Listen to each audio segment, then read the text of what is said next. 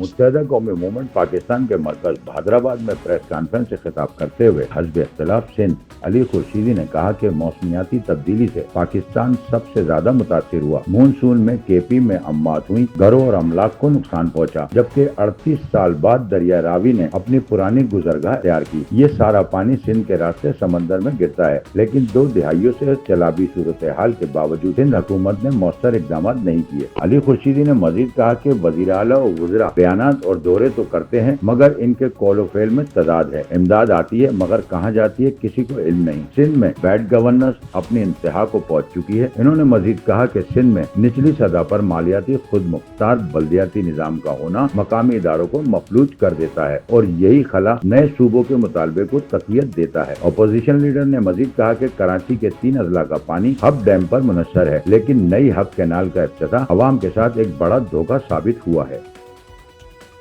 Sachal news network की videos में खुशामदीद। नाजरीन, वीडियो से मुतालिक अपनी कीमती राय का इजहार कमेंट बॉक्स में ज़रूर करें और चैनल को सब्सक्राइब करें।